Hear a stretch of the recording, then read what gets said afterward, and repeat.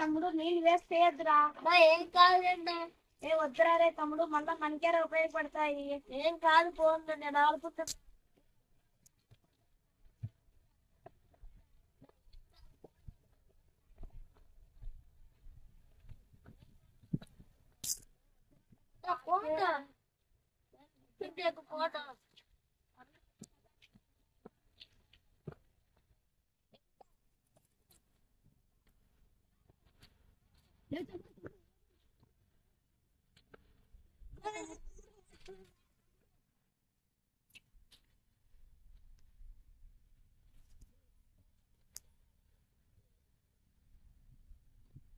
తమ్ముడు నువ్వారా?